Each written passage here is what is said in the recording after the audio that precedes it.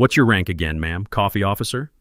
Commander Luke Harrow's question hangs in the air of the war room like a grenade with the pin already pulled. 15 senior officers sit around the tactical display table, shoulders squared, eyes locked forward. But when Luke delivers that line, they crack. Lieutenant Briggs snorts first, then Commander Voss. Within 3 seconds, the room erupts into laughter that echoes off the reinforced concrete walls of Coronado Naval Base's most secure briefing facility. Tessa Cade stands at the back of the room holding a gray clipboard against her gray blazer. She doesn't flinch, doesn't blush, doesn't offer the nervous smile that would give Luke and his audience the satisfaction they're hunting for. Her face remains as still as the surface of a lake before dawn. She simply adjusts her grip on the clipboard, fingers positioned in a way that would look random to anyone who wasn't paying attention. 3 fingers on the metal clip, thumb tucked beneath, index finger extended along the edge. It's 9 a.m. on a Tuesday morning, and the war room is doing what it does best, running operational briefings that will never appear in any public record. The walls are lined with screens displaying satellite imagery, drone feeds, and classified mission parameters that could reshape foreign policy if they ever leaked. Admiral Jonathan Pike sits at the head of the table, silver hair cropped military short, jaw tight with the kind of authority that comes from 30 years of making decisions that cost lives or save them. He doesn't stop the laughter, doesn't correct Luke. He just glances at Tessa with the expression of a man who has already decided she doesn't belong here and is waiting for her to realize it herself. Luke leans back in his chair, arms crossed over a chest decorated with ribbons that tell stories of valor Tessa will never be allowed to mention in polite company. He's 38, built like someone who still runs the obstacle course every morning just to prove he can, and he carries himself with the casual arrogance of a man who has never been told no by anyone who mattered. His eyes sweep the room, collecting nods of approval like a comedian working a club. When he's satisfied that everyone is on his side, he turns back to Tessa. Seriously though, we appreciate the admin support, but maybe you'd be more comfortable grabbing us coffee while the adults talk strategy. More laughter. Sharper this time.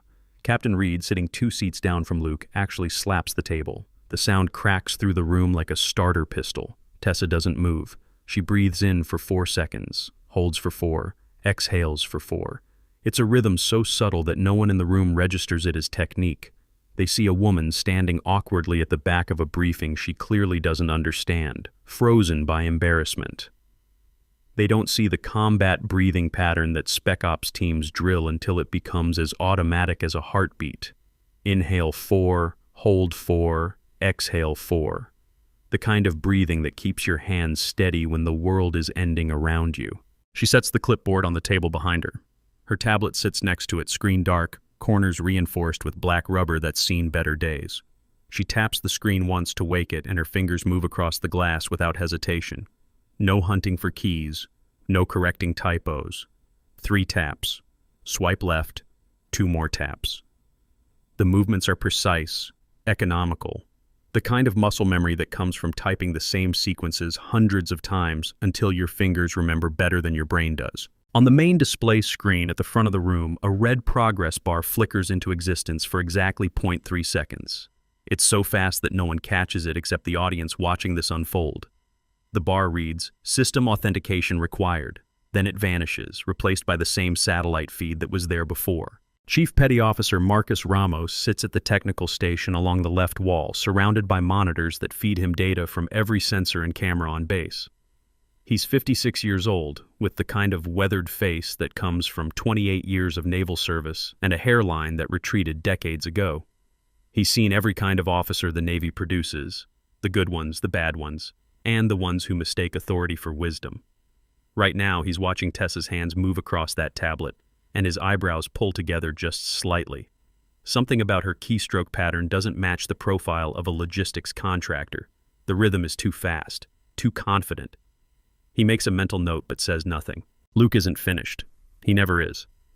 Men like Luke measure their value by how much space they take up in a room, how many people laugh at their jokes, how often they can remind everyone that they matter. I mean, don't get me wrong, he continues, voice dripping with false kindness that makes the mockery worse. We need people like you. Someone's got to handle the paperwork while we handle the real work. But maybe next time they send someone who actually understands tactics? Tessa finally looks up from her tablet. Her eyes meet Luke's for exactly 2 seconds. She doesn't glare, doesn't narrow her gaze in challenge. She just looks at him with the kind of calm that comes from knowing something he doesn't. Then she looks back down at her screen. Petty Officer Hayes, 24 years old and new enough to the SEAL community that he still thinks integrity matters more than politics, sits across from Commander Voss. He doesn't laugh. He watches Tessa stand there absorbing the humiliation like someone taking cover under fire, and something about it bothers him.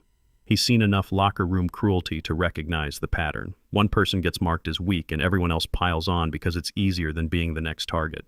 He keeps his face neutral, but his jaw tightens. Admiral Pike clears his throat, the universal signal for, let's move on. He taps the table to bring up the next slide, a tactical map of a coastal region that definitely isn't Yemen, but probably is, showing red zones marked hostile and blue zones marked questionable at best. Gentlemen, our window for the SAR operation is 36 hours. Weather window closes at 2100 Thursday. After that, we're looking at sea states that make extraction impossible. Luke leans forward, suddenly all business, the comedian switching back to operator mode. Admiral, if I may, our preliminary recon shows 3 potential LZs. I recommend Alpha Site, coordinates 347902 by 11845, clear sight lines, minimal civilian presence, and... Tessa's fingers move across her tablet again. She's running the math in her head, converting Luke's coordinates into nautical miles, cross-referencing them against tide tables and known patrol routes. The numbers don't line up. Alpha Site puts them 1,800 meters from the nearest safe exfil point. In hostile territory with wounded personnel, that's the difference between a rescue and a recovery mission. Her screen now shows the error in red text. Alpha Site exfil distance exceeds safe parameters by 47%. Recommend Bravo or Charlie alternatives. But her screen faces her. No one else sees it.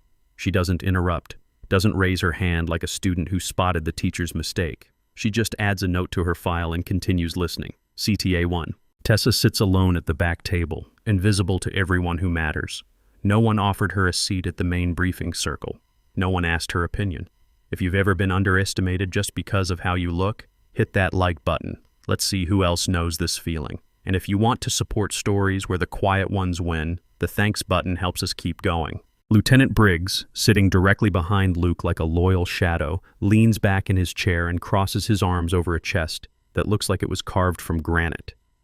He's the physical enforcer of this group, the guy who doesn't need to say much because his presence says it for him. When Tessa walked in earlier, he deliberately didn't move his chair to give her room to pass. She had to angle sideways between the wall and his shoulder, and he made sure she felt how much space he was taking up. Now, as the briefing continues, he stretches his legs out under the table, blocking the aisle that leads to the back of the room. It's such a casual gesture that it barely registers as intentional. Just a guy getting comfortable, except it means Tessa is effectively boxed in. Can't move to the front of the room without asking him to move. Can't leave without making a scene. It's a small power play, the kind that doesn't leave marks but reminds you exactly where you stand in the hierarchy. Commander Voss pulls out his phone under the table, angles it to capture Tessa in frame, and snaps a photo. The shutter sound is muted, but Tessa hears it anyway. She doesn't react, doesn't glance up. She knows what's coming next because she's seen this pattern play out in a dozen different contexts. Men who need an audience for their cruelty don't just insult you to your face, they document it, share it, turn it into a bonding ritual with other men who are too insecure to stand alone. 30 seconds later, phones around the room buzz with notifications. Signal, the encrypted messaging app that every operator uses when they want to talk without leaving a trail. Voss just uploaded the photo to the team group chat with a caption, "Support staff trying to play tactician." Within a minute, 4 officers have reacted with laughing emojis. Luke sees the notification and grins, giving Voss a subtle nod of approval. Tessa adjusts the bandage on her left wrist. It's beige medical tape, the kind you buy at any pharmacy, wrapped around her wrist and disappearing up under the cuff of her blazer. She told the security checkpoint it was from a kitchen accident. They didn't question it. Why would they? She's just a contractor. She peels back one corner of the bandage to check the adhesive, and for just a moment, less than 2 seconds, the edge of something dark shows against her skin. It's not a bruise. The pattern is too deliberate, too geometric. Chief Ramos, still monitoring his screens, happens to glance over at that exact moment. He squints, tries to get a better look. But Tessa has already pressed the bandage back down, and the moment passes. Admiral Pike is mid-sentence explaining supply chain logistics for the SAR op when he stops. Just stops, mid-word. He's looking at Tessa, or more specifically, at the way she's standing. There's something about her posture that doesn't match her paperwork. She's not slouching, not shifting her weight from foot to foot the way civilians do when they're uncomfortable.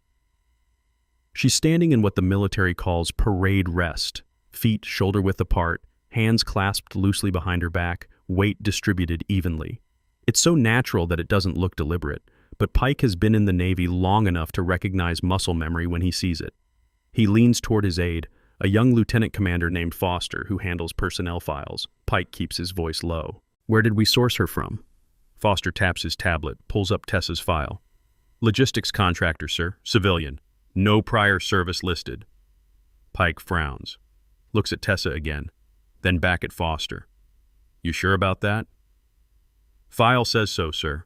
But Pike's instincts are telling him something different. He's spent 3 decades reading people, and the woman standing at the back of his war room moves like someone who learned to stand still under pressure.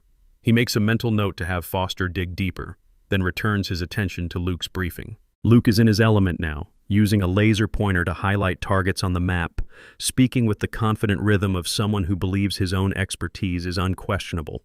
He's describing approach vectors and contingency plans, and most of it is solid. Most of it. But there's a math error buried in his timeline, a miscalculation of fuel consumption that could leave his team stranded 40 nautical miles from their carrier.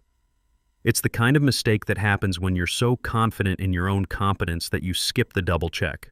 Tessa sees it immediately. She's already cross-referenced his numbers against standard fuel burn rates for the helos he's planning to use. The error is right there in black and white on her screen. But she doesn't interrupt, doesn't raise her hand, doesn't offer a correction that would make Luke look bad in front of his peers. She just saves the data to her file and adds a timestamp. If someone asks her later, she'll have the receipts.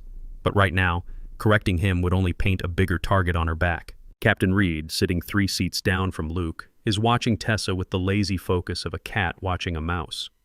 He's the saboteur of the group, the guy who doesn't need to be loud or obvious about his cruelty. He just waits for opportunities. Right now, he's noticing how carefully Tessa has arranged her materials on the back table. Clipboard on the left, tablet in the center, a slim folder on the right. Everything lined up with the kind of precision that suggests she needs order to feel in control. Reed waits until everyone's attention is locked on the main screen. Then he shifts in his chair, reaches back as if stretching his shoulders, and his elbow just happens to catch the edge of Tessa's folder. It slides off the table and hits the floor with a slap that turns heads. Papers scatter across the tiles, printouts of logistics data, supply chain manifests, nothing classified but still embarrassing to have strewn across the floor during a briefing. "Oh, sorry about that," Reed says, voice flat with false apology. He doesn't move to help pick them up. Tessa kneels down and begins gathering the papers. She moves quickly, efficiently, stacking them without bothering to sort them. Her face remains calm, but there's a tightness around her eyes that wasn't there before. She's collecting the pages one by one, and as she reaches for the last sheet, Reed's boot comes down on it. Not stomping, not obvious, just a casual step that pins the paper to the ground. "You got it?" he asks, looking down at her with a smile that doesn't reach his eyes. "Yes, sir," Tessa says quietly. She waits. He lifts his boot after a 3 count, just long enough to make the power dynamic clear. She stands, papers restacked, and returns to her position at the back of the room. Her tablet screen is still glowing. She taps it twice, enters a brief note, and sets it back down. The note reads, "Reed, paper incident, 0927 hours. She's documenting everything, every slight, every act of casual cruelty. She's building a file, and no one in this room realizes it yet." Luke finishes his presentation and sits back down to a round of nods and murmured approval. Admiral Pike leans forward, ready to move to the next agenda item, when Chief Ramos clears his throat from his station. "Sir, if I may, quick tech note." Pike nods. "Go ahead, Chief." Ramos gestures at his monitors. "We've got a minor anomaly in the access logs. Someone in this room is connected to a server I don't recognize. Encrypted handshake, but the authorization code is old. Really old. Like Cold War era old." The room goes still. Every operator in the briefing knows what that means. Unauthorized access to classified systems is a career-ending offense at best, a federal crime at worst. Luke sits up straighter. Can you trace it? Ramos taps a few keys, frowns. It's bouncing through some kind of legacy protocol. Give me a minute. While Ramos works, Luke's eyes sweep the room, looking for anyone acting suspicious. His gaze lands on Tessa. She's the outsider, the contractor, the one who doesn't belong. She's also holding a tablet that's connected to the room's Wi-Fi. Chief, Luke says slowly, where's that signal coming from? Ramos checks his screen, then checks it again. He looks confused. According to this, the back table. Every head in the room turns toward Tessa. She doesn't look up from her tablet. She's still typing, fingers moving in that same precise pattern. Inhale 4, hold 4, exhale 4. Her screen shows a progress bar that reads, Authentication sequence, 2 of 4 inputs complete. But her screen faces her. No one else can see it. Luke stands up. His voice has lost all traces of humor now. Ms. Cade, what exactly are you doing on that device? Tessa finally looks up. Her expression is neutral, almost pleasant. Taking notes, sir, for the logistics report. Chief Ramos just said you're accessing an encrypted server. I'm connected to the base Wi-Fi, sir, same as everyone else. Show me your screen. It's not a request. It's an order, delivered with the kind of authority that expects instant compliance. But Tessa doesn't move.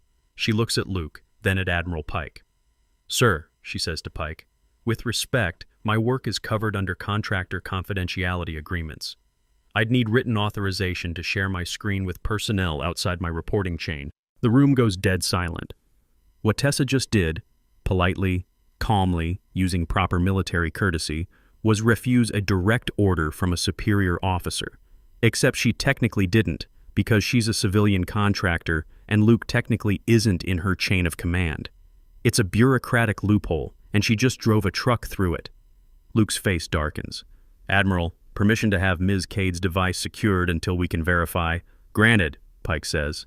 He's not happy about any of this. He just wants the problem gone so they can get back to actual mission planning. He gestures to Chief Ramos. Chief, lock her tablet out of the network. Ramos nods and begins typing. He enters the lockout command, hits execute, and waits for the confirmation screen. It doesn't come. He tries again. Same result. He looks at his monitors, confused. Sir, her device isn't responding to network admin commands. It's like it's firewalled at a level above my access. Luke's jaw tightens. That's not possible. You're the senior systems tech on this base. I'm aware of that, sir, but her authorization code is reading as Tier 1 clearance. I don't have override privileges for Tier 1. The room erupts in murmurs. Tier 1 clearance means Strategic Intelligence Directorate. It means Black Ops funding. It means missions that get briefed to the president and no one else. And it definitely means that whoever holds that clearance outranks everyone in this room, including Admiral Pike. But that can't be right, because Tier 1 clearance doesn't get issued to contractors, it barely gets issued to flag officers, and it certainly doesn't get issued to a woman standing in the back of the room holding a clipboard. Luke takes a step toward Tessa. I don't know what kind of game you're playing, but Admiral Pike holds up a hand, cutting him off. Commander Harrow, stand down. Luke stops, but his eyes are locked on Tessa like a predator who just spotted movement in the brush. Pike turns to Tessa. His voice is measured, controlled, but there's an edge underneath that suggests he's reassessing everything he thought he knew about this briefing. Ms. Cade, are you claiming Tier 1 clearance? Tessa meets his gaze, steady, calm. I'm not claiming anything, sir. My clearance level is documented in my file. Your file says you're a logistics contractor. Yes, sir. Logistics contractors don't have Tier 1 clearance. No, sir, they usually don't. The way she says it, usually don't, hangs in the air like a puzzle piece that doesn't fit the picture. Pike stares at her for a long moment. Then he turns to Lieutenant Commander Foster. Pull her full file, not the summary, the full jacket. Foster nods and begins typing rapidly on his tablet. 30 seconds pass, then a minute.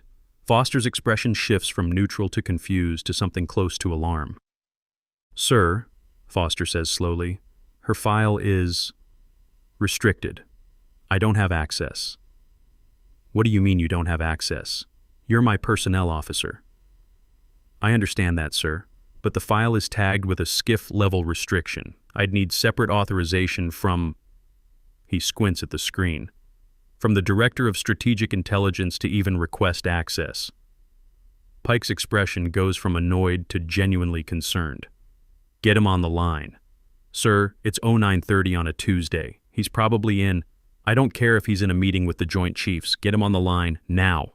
While Foster works his phone, Luke isn't willing to let this go. He's built his entire identity on being the alpha in every room he enters, and right now a contractor is making him look like an idiot in front of his peers. That's not acceptable. He takes another step toward Tessa. I don't care what your file says. You're not cleared for this briefing. Admiral, I'm formally requesting that Ms. Cade be escorted out until we can verify. Noted, Commander, Pike says, voice tight. But until I hear back from Strategic Intelligence, she stays. Luke's hands curl into fists at his sides. He's a man used to getting his way, and being told to wait doesn't sit well with him. He looks at Tessa, and for the first time, there's something other than contempt in his eyes. There's uncertainty, because the possibility is starting to dawn on him that he may have just mocked someone who operates several pay grades above his understanding. Tessa, for her part, returns to her tablet. She taps the screen 3 times, swipes left, 2 more taps. On her screen, the progress bar updates. Authentication sequence, 3 of 4 inputs complete. Still, no one else can see it. CTA-2. Luke thinks he's won. He's demanded she be removed, and now he's just waiting for confirmation. But did you notice Tessa's hands never shook? Not once. Drop a comment. What do you think she's really doing here? And if you're hooked, subscribe so you don't miss what happens when that 4th input confirms. Admiral Pike is trying to regain control of his briefing. He turns back to the main screen, clears his throat. While we wait for confirmation on Ms. Cade's credentials, let's proceed with, Sir? It's Foster again, phone pressed to his ear. His face has gone pale. I have the director's office on the line. They're asking to speak with you, and they're asking about Red Veil. The room freezes. If Tier 1 clearance made people nervous, Red Veil makes them go silent. It's a term that appears in classified briefings as a footnote, always with the qualifier hypothetical protocol. It's supposedly a Cold War-era contingency plan, something cooked up by paranoid intelligence analysts in the 1960s who were convinced that Soviet sleeper agents had infiltrated every level of military command. The idea was to create an internal audit system that could identify compromised personnel without their knowledge. A test hidden inside normal operations. It was supposedly decommissioned decades ago, filed away with other relics like duck-and-cover drills and mutually assured destruction strategies. Supposedly. Pike takes the phone from Foster. Admiral Pike. The voice on the other end is female, clipped, efficient, the director's executive assistant. Admiral, I'm patching you through to Director Carmichael. Please hold for secure line authentication. A series of beeps, then a male voice, deeper, with the kind of weariness that comes from making impossible decisions for too many years. Admiral Pike, I understand you have a question about one of my personnel. Sir, we have a contractor in our war room who claims... She doesn't claim anything, Admiral. She doesn't need to. Her clearance is legitimate and significantly above your pay grade. If she's in your war room, it's because I put her there. Pike's jaw works silently for a moment. Sir, with respect, I was given no advance notice of... That's because advance notice would defeat the purpose of the audit. Audit? There's a pause on the line. When Director Carmichael speaks again, his voice carries a weight that makes it clear this conversation is over. Admiral, Red Veil is not hypothetical. It has never been hypothetical.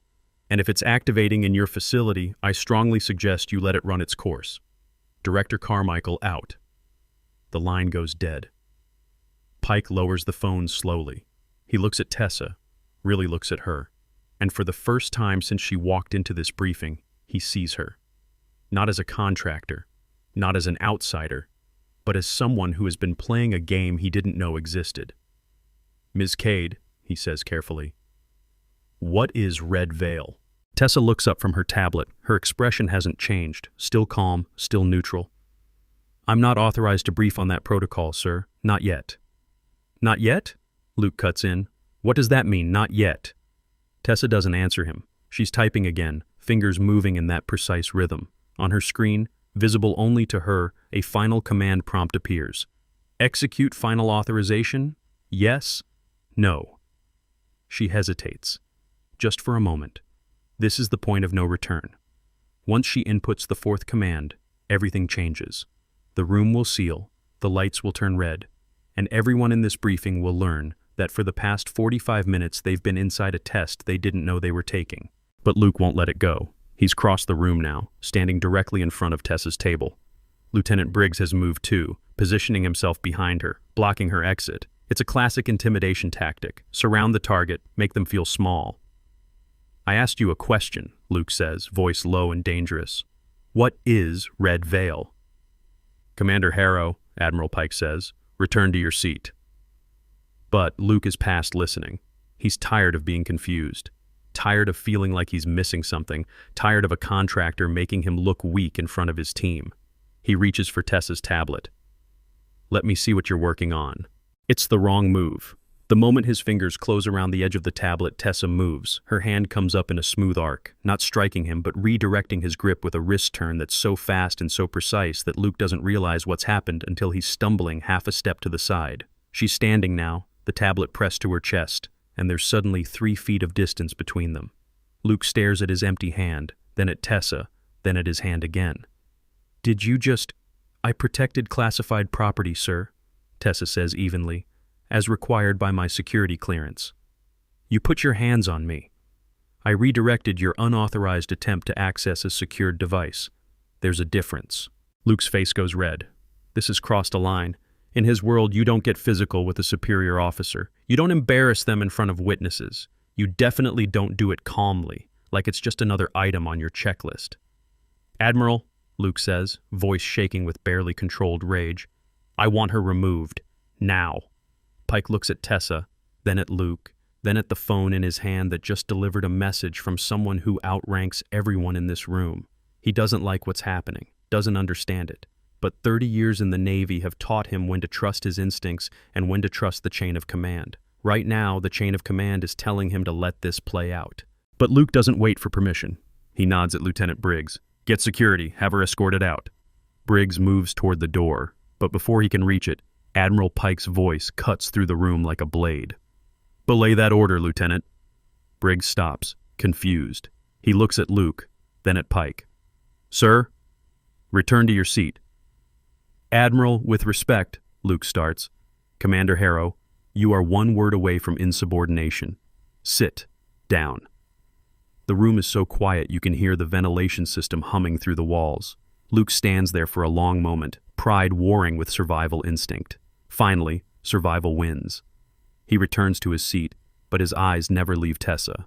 Pike turns to Tessa. His voice is measured, controlled, but underneath it is the steel of a man who has commanded sailors in combat and doesn't appreciate being kept in the dark. Ms. Cade, I'm asking you directly. Are you activating Red Veil in my war room?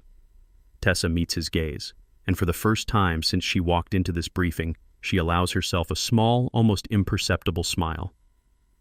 Not yet, sir, but soon. Her finger hovers over her tablet screen. The command prompt still glows. Execute final authorization, yes, no. She looks around the room one last time, at Luke, whose face is still red with humiliation, at Voss, who shared that photo on Signal, at Reed, who knocked her papers to the floor, at Briggs, who blocked her path, at all the men who laughed when Luke called her the coffee officer. She thinks about the past 45 minutes, every insult, every slight, every moment they thought she was weak, thought she was lost, thought she didn't belong, and she taps, yes. For exactly half a second, nothing happens. Then every screen in the war room goes black. The lights die, plunging the room into darkness, and in that darkness, just before the emergency lighting kicks in, Tessa's tablet screen glows bright red, illuminating her face with the color of blood. The screen reads, Orders, classified red, internal activation confirmed. Authentication sequence, 4 of 4 inputs complete. Protocol status, armed. Authorization level, founder. Standby for Phase 2 initialization. The emergency lights flicker on, bathing the room in crimson. And through the speakers built into the walls, a computerized voice begins to speak. Attention, Red Veil protocol is now active. All personnel remain in current positions. External communications are suspended. This facility is now under Strategic Intelligence Directorate authority. Compliance is mandatory. Resistance will be documented. Admiral Pike stands frozen at the head of the table. Luke's face has gone from red to white. and Tessa Cade, the woman they called the coffee officer, stands in the red glow of the emergency lights with her tablet in her hands and something very close to satisfaction in her eyes. The room is sealed. The test has begun. And nobody in this war room realizes yet that they're not the investigators. They're the subjects. The magnetic locks engage with a sound like thunder, compressed into a single metallic clang.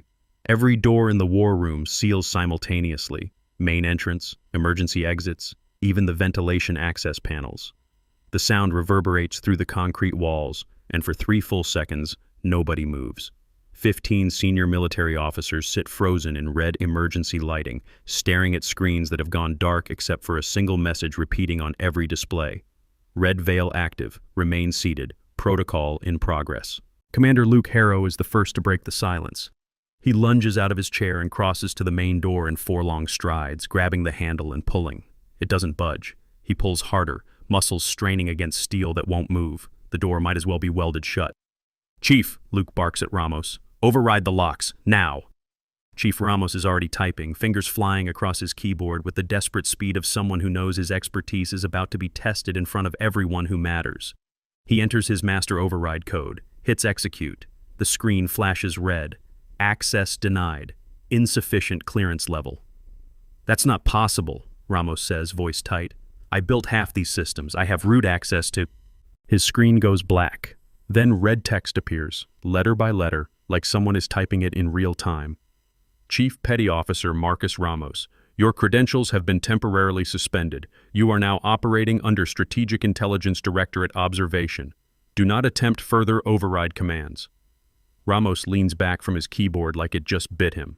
Admiral Pike moves to the conference phone at the center of the table and lifts the receiver. Dead silence. No dial tone, no static, just the empty void of a line that's been cut at a level so deep that even picking up the phone feels pointless. He sets it down carefully and turns to face Tessa. "Ms. Cade, I'm ordering you to deactivate this, whatever this is." Tessa looks up from her tablet. The red emergency lighting casts shadows across her face that make her look older, harder, like someone carved from stone who's been waiting years for this exact moment. "I can't do that, sir. Can't or won't." "Both, sir. Red Veil doesn't deactivate until it completes its audit cycle. That's by design." Luke has abandoned the door and is now advancing on Tessa with the kind of controlled fury that comes right before violence. Lieutenant Briggs moves with him, flanking left, and Captain Reed rises from his seat to cut off any retreat toward the back of the room. 3 men, all combat trained, all moving with the coordinated precision of a team that's worked together long enough to communicate without words. "I don't care what protocol you think you're running," Luke says, each word deliberate and sharp. "You sealed a classified briefing room without authorization. You're holding senior officers against their will. That's about 6 different felonies, and I'm done playing games." He reaches for Tessa's tablet again, not asking this time, just taking.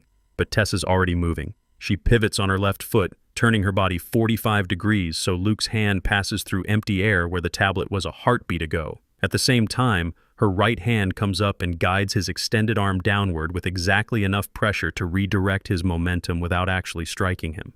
It's not a block. It's not a counter. It's a wrist lock executed with such minimal force that Luke barely registers what's happening until he's bent forward at an awkward angle with Tessa controlling his center of gravity. She holds him there for exactly 1 second, long enough to make the point. Then she releases and steps back, putting the table between them. Luke straightens, face flushed with humiliation and rage. "You just assaulted I protected classified equipment using minimal necessary force," Tessa says, voice level. "That's within my legal authority under Strategic Intelligence Directorate guidelines. If you'd like to file a complaint, you're welcome to do so once the audit concludes." Briggs steps forward, fists clenched. "Ma'am, I don't know who you think you are, but—" "Lieutenant Briggs." Admiral Pike's voice cuts through the tension like a blade through fog. "Stand down." Briggs freezes. He looks at Pike, confused. "Sir, she just—" "I said stand down." Pike's tone brooks no argument. He's still trying to make sense of what's happening, still trying to maintain some semblance of command, but 30 years of experience is telling him that escalating to violence is the worst possible move right now. "Everyone return to your seats, now." Slowly, reluctantly, the officers comply. Luke takes his chair but sits on the edge of it, body coiled like a spring under too much pressure. Commander Voss has his phone out, trying to send a message, but the screen just shows "network unavailable" in red letters. The computerized voice speaks again through the overhead speakers. Phase 1 complete. Behavioral baseline established. Initiating Phase 2. Identity verification and clearance authentication. Every screen in the war room flickers back to life simultaneously. But instead of tactical maps or satellite imagery, they now display something different. Personnel files, photos, service records, and at the top of each screen, a name. The largest screen, the one at the front of the room that everyone can see, shows a file that makes Admiral Pike go very still. It's Tessa's file. But it's not the file he saw an hour ago. That file, the one that listed her as a civilian logistics contractor with no prior service, is gone. This file is different, older, and it's marked with security classifications so high that Pike has only seen them twice in his career, both times during briefings that required him to leave his phone in a different building. The photo shows Tessa in military uniform. Not Navy, something else. The patch on her shoulder is partially redacted, but what remains visible shows an emblem Pike recognizes from classified briefings. The seal of the Strategic Intelligence Directorate, the Black Ops division that officially doesn't exist and unofficially runs operations in places the United States government will never acknowledge. Below the photo, text begins to populate the screen line by line. Name: Cade, Tessa Marie. Rank: Commander, 05, classified designation. Service branch: Strategic Intelligence Directorate. Clearance level: Tier 1. Omega Access Specialization. Operational Security Audit, Internal Affairs. Current assignment: Red Veil Protocol, Architect and Principal Investigator. Commissioned 2018. Operational history: redacted. The last line makes several officers lean forward, squinting at the screen as if reading it again will make it make more sense. Project role: Founder, Operation Red Veil. Luke is staring at the screen like it just told him the laws of physics are optional. That's not possible. Red Veil was developed in the 1960s. She's 32 years old. Red Veil was proposed in the 60s, Tessa corrects, still standing at the back of the room with her tablet in hand. It was never funded, never built. The technology didn't exist. But 7 years ago, someone asked if we could build it now. If we could create an internal audit system that could identify compromised personnel not through interrogation or surveillance, but through behavioral psychology. A test hidden inside normal operations. A way to measure ego under power. She taps her tablet, and the main screen changes. Now it shows a video feed, grainy, date-stamped 2018, of a younger Tessa standing in what looks like a government hearing room. She's in uniform, standing before a panel of people whose faces are blurred for security reasons. Audio begins to play. Panel member 1, voice distorted. The concern, Commander Cade, is that any audit system can be corrupted. The watchers can be compromised just as easily as those they watch. How do you prevent that? Younger Tessa: You don't prevent it, sir. You design for it. Red Veil doesn't rely on human judgment. It relies on pattern recognition, micro-behaviors that indicate psychological instability, abuse of authority, or susceptibility to compromise. The algorithm doesn't care about rank or reputation. It just measures ego compliance. Panel member 2. And what happens when someone fails this test? Younger Tessa: Then we document it, build a case, and remove them from positions where their ego can cause operational failures. Panel member 3. What if you're the compromised one? What if your ego is the problem? Younger Tessa doesn't hesitate.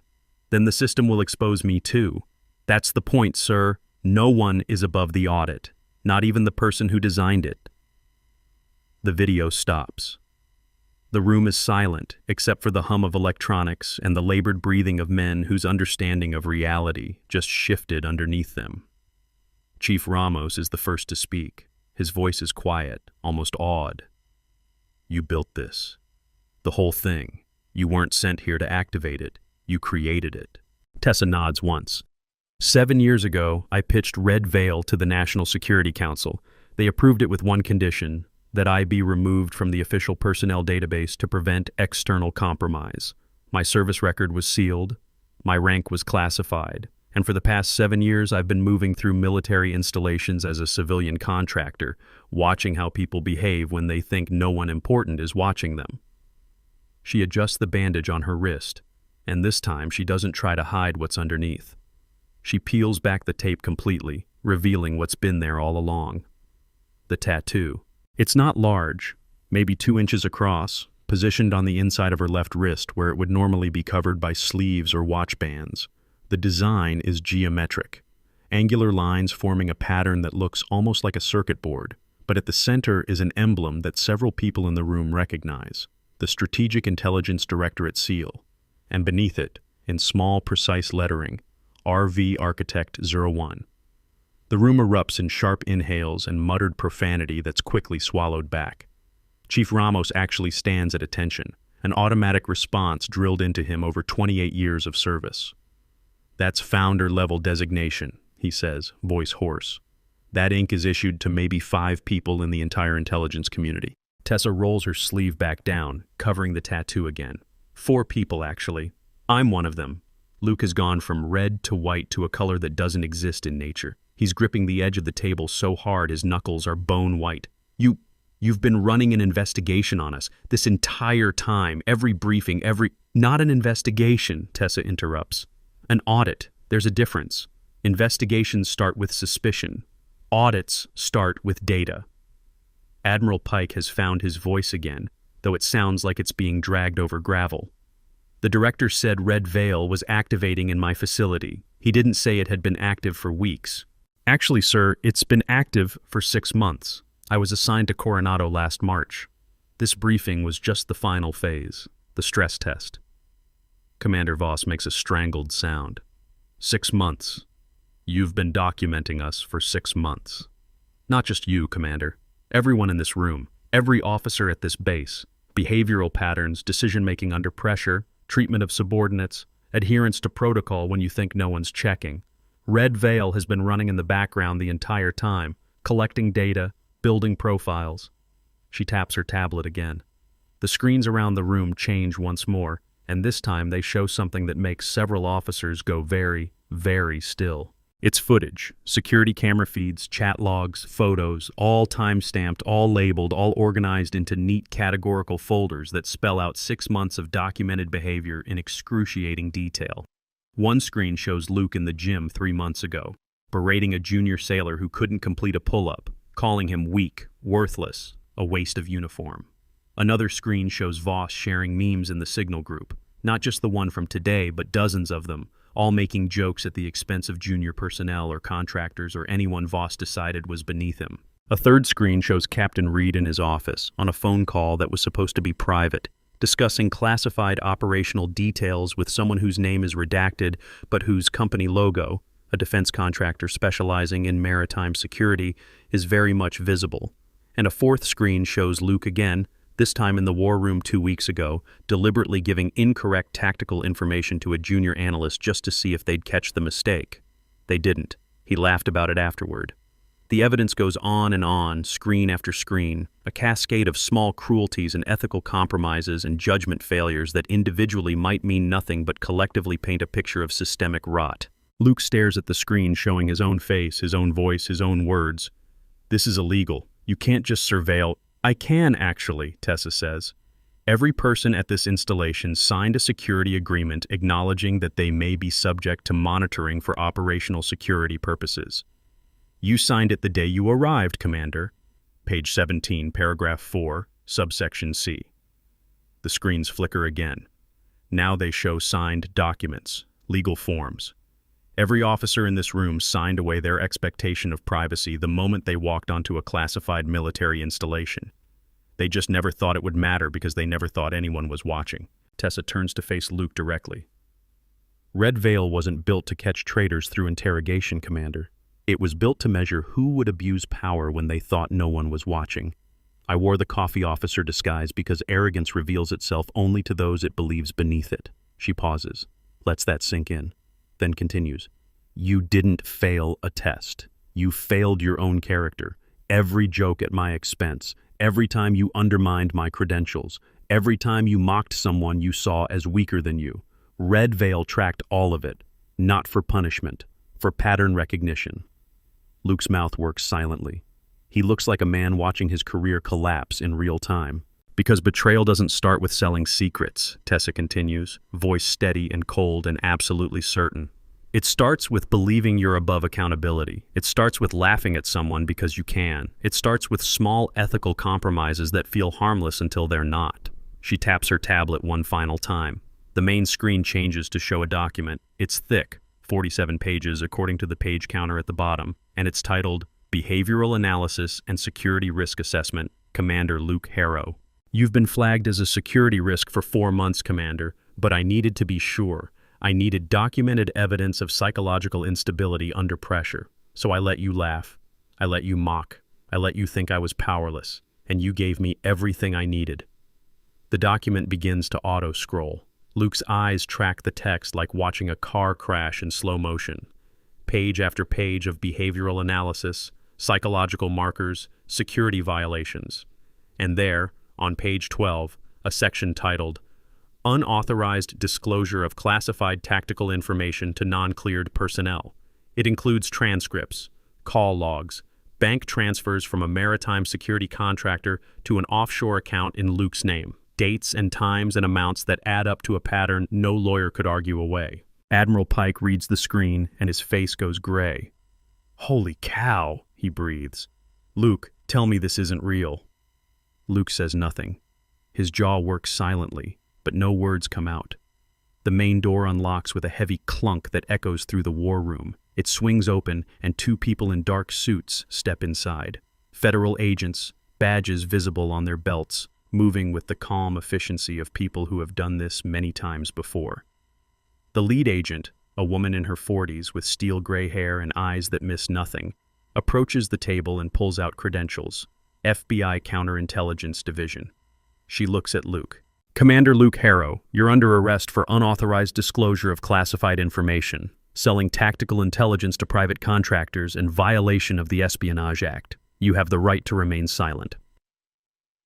Luke doesn't resist, doesn't argue.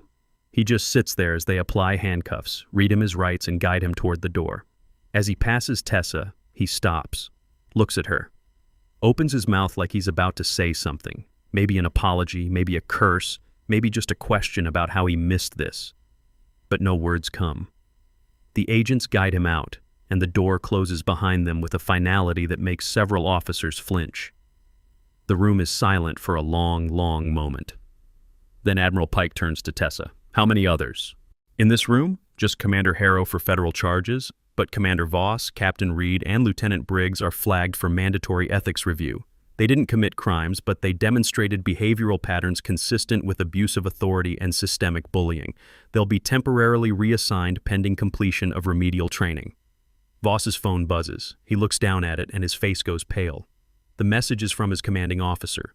Report to my office immediately. Bring your phone and all personal electronics. Reed and Briggs receive similar notifications within seconds of each other. Pike runs a hand over his face. He looks older suddenly, like the weight of command just got measurably heavier. What happens now? Now, Tessa says, we fix the system. She walks to the front of the room, standing where Luke stood an hour ago when he was confidently explaining tactics to people he thought couldn't challenge him. She sets her tablet on the table and the screens change one last time. Now they show graphs, data analysis, behavioral trend lines spanning 6 months across every department on base, and the trends are not good. Harassment complaints suppressed. Junior personnel leaving at rates 30% higher than national average. Ethical violations reported but never investigated. A culture of silence maintained by people who confused authority with wisdom. Red Veil identified systemic problems at Coronado, Tessa says. Commander Harrow was the most visible symptom, but he wasn't the disease. The disease is a culture that protects ego over integrity, that values hierarchy over accountability, that punishes people for speaking up and rewards people for keeping quiet. She looks at Pike. Admiral, you're not under investigation, but your command is, and you have a choice. You can work with us to fix it, or you can be replaced by someone who will. Pike meets her gaze. For a long moment, he says nothing. Then slowly, he nods. What do you need? CTA 3. The room that laughed at her rank just watched her rewrite the chain of command. Luke is in federal custody. The culture that protected him is being dismantled in real time. If you want to see how Phase 2 unfolds across 12 more bases, smash that subscribe button and share this with someone who needs to remember. Never underestimate the quiet professional. Part 2 of this story, the global audit that's coming next. Trust me, you'll want to see what Tower 4 really means. Over the next 45 minutes, Tessa outlines the remediation plan. It's comprehensive, it's brutal, and it's non-negotiable. First, mandatory ethics training for all 04 and above, not the usual PowerPoint presentation where everyone zones out after slide 3. Real scenario-based training where officers are put in situations that test their judgment when no one's watching. Pass rate has to be 85% or higher. Fail, and you're reassigned to a position where you can't damage people. Second, anonymous reporting channel implemented immediately, not routed through chain of command. Direct line to the Inspector General's office, protected by whistleblower laws, with quarterly audits to ensure it's actually being used and not just window dressing. Third, quarterly behavioral assessments for all command personnel, not self-reported, not peer-reviewed, conducted by external auditors who have no stake in protecting careers or reputations. Results go into permanent personnel files. Fourth, immediate review of all harassment complaints filed in the past 2 years, not by the same people who dismissed them the first time, by external investigators with authority to overturn previous decisions and recommend disciplinary action retroactively. Admiral Pike listens to all of it, his expression unreadable. When Tessa finishes, he's quiet for a long time. Then he surprises her. "I should have seen it," he says quietly. "Harrow's behavior, the culture, all of it. That's on me." Tessa doesn't offer empty reassurance. "Yes, sir, it is. But leadership isn't about being perfect. It's about being willing to fix what's broken even when it's uncomfortable." Pike nods slowly. Then he does something that makes every remaining officer in the room sit up straighter. He stands at attention and renders a proper military salute. "Commander Cade, I apologize for failing to recognize operational security when it stood in front of me, and I apologize for allowing an environment where someone of your expertise and rank felt compelled to operate undercover just to do your job." Tessa doesn't return the salute. She's technically in civilian cover, but she acknowledges it with a nod of respect. "Apology accepted, Admiral. But I need more than words. I need documented commitment to change." "You'll have it." Pike turns to the remaining officers. Commander Voss looks like he wants to melt into his chair. Captain Reed is staring at his hands. Lieutenant Briggs has the expression of someone reassessing every decision he's made in the past 6 months. "Gentlemen," Pike says, voice hard, "you're looking at the future of how we operate. Commander Cade didn't just expose one bad actor. She exposed all of us. Every time we laughed at someone we thought was beneath us. Every time we cut corners because we thought no one was checking. Every time we protected our ego instead of our integrity. That ends today." He picks up the conference phone, the one that was dead 10 minutes ago but is now mysteriously working again, and dials a number from memory. "This is Admiral Pike. I need to speak with the Secretary of the Navy. Yes, I'll hold."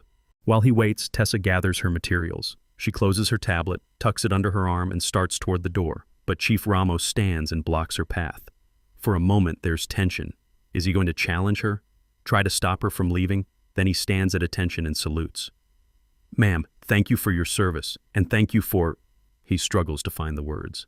"For reminding us what integrity looks like." Tessa returns his salute this time. "Thank you, Chief, for being the one person in this room who saw something wrong and didn't just ignore it." She's referring to the moment earlier when Ramos noticed her keystroke pattern, when he squinted at her tattoo, when his instincts told him something didn't add up. He didn't voice those concerns. Red Veil needed to run its course, but he noticed. And in a room full of people who chose blindness, that mattered. Petty Officer Hayes stands next, offering a salute of his own. "Ma'am, for what it's worth, I never thought you were just a contractor." Tessa smiles, the first genuine smile she's allowed herself all day. "I know, Hayes. That's why Red Veil flagged you as command material. You'll be receiving transfer orders next week. Congratulations on your promotion." Hayes blinks. What? Red Veil doesn't just identify problems, Petty Officer. It identifies solutions. People with integrity. People who do the right thing even when it costs them socially. You didn't laugh when everyone else did. That's noted in your file." She moves past him toward the door. Admiral Pike is still on the phone, voice low and serious as he explains to someone powerful that Coronado just failed an audit, and here's what he's going to do about it. Tessa steps into the hallway outside the war room. The air feels different out here. Lighter, like stepping out of a pressure chamber. She walks down the corridor toward the parking lot, heels clicking on polished floor tiles, and nobody stops her. Nobody challenges her credentials. The 2 Marines at the security checkpoint actually nod respectfully as she passes. She reaches her vehicle, a battered Jeep Wrangler that's seen better years, and climbs inside. The interior smells like coffee and old leather. She tosses her tablet onto the passenger seat and sits there for a moment, hands on the steering wheel, breathing in and out in that same 4-4-4 pattern. Then she opens the glove compartment. Inside, beneath a stack of maps and registration papers, is a metal card. It's brushed steel, about the size of a credit card, with text etched into the surface so precisely it could only have been done by laser. Operation Red Veil. Phase 2. Global Simulation Protocol Test. Site Alpha. Coronado. Complete authorization. Proceed to next activation. Next site. Redacted. She pulls out her tablet and opens a secure application that requires 3 separate biometric scans before it unlocks. The screen displays a world map. 17 locations are marked with red dots scattered across North America, Europe, and Asia. Each dot represents a military installation. Each installation represents another war room full of officers who think they're above accountability. Coronado's dot is now green, complete. 16 remain red, waiting. She taps the screen and a message window opens. The recipient is listed only as Tower 4. She types quickly. Alpha complete. Subject Harrow in federal custody. Systemic remediation underway. Admiral Pike cooperative. Request authorization for Bravo site activation. She hits send. The message encrypts itself into something that looks like random noise, then vanishes into the digital ether. 30 seconds later, a response appears. Authorization granted. Bravo site. Norfolk. Scheduled for activation. 0800 Monday.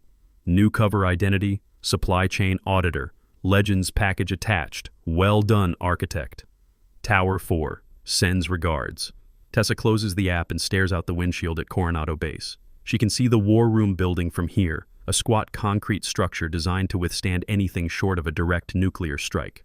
Inside that building, careers are ending. Policies are changing. People are being held accountable for the first time in years.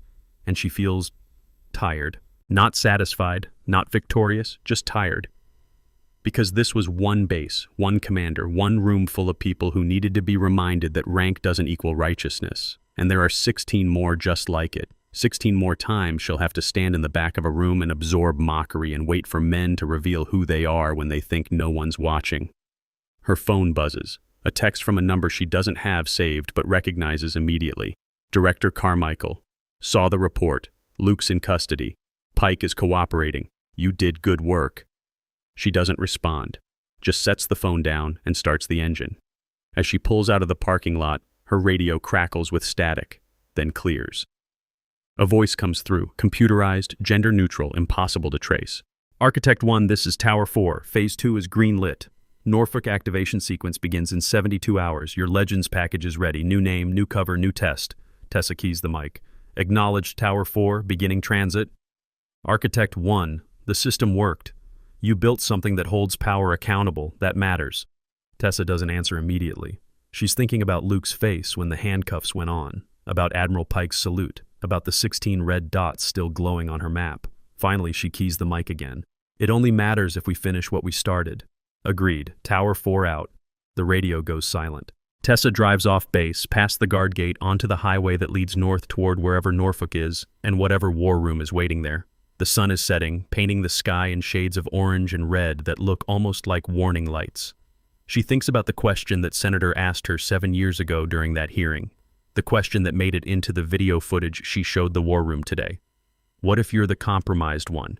What if your ego is the problem? She'd answered then that the system would expose her too, that no one was above the audit, and she'd meant it.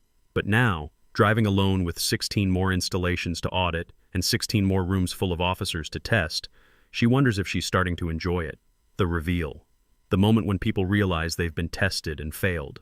The look on their faces when power shifts and they understand they were never in control. Is that ego? Is that the beginning of the same corruption she's hunting? She doesn't know, but Red Veil is watching her too, tracking her behavioral patterns, measuring her stress responses, building a profile just like everyone else. And if she crosses the line, if she starts abusing the power she has, if she starts enjoying the cruelty instead of just enduring it, the system will flag her, document her, and remove her. That's the design. That's the whole point. No one is above accountability, not even the architect. She pulls onto Interstate 5, heading north, and her tablet chimes with an incoming file. The Legends package for Norfolk. Her new cover identity, her new name, her new reason to stand in the back of a room and let people underestimate her. She doesn't open it yet, just drives. And in the rearview mirror, Coronado gets smaller and smaller until it vanishes completely, leaving only the road ahead and the question that won't stop echoing in her mind. How many times can you test people's integrity before you lose your own? She doesn't have an answer, but she has 16 more chances to find out. The highway stretches ahead under a sky going dark, and somewhere in that darkness, Tower 4 is watching, waiting, measuring, and the audit continues. Justice isn't loud, it's patient, and it's been watching since the first person laughed. Every soldier carries a story that few ever hear. Listen with your heart. Thank you for staying and watching. Subscribe to MVB Story for more.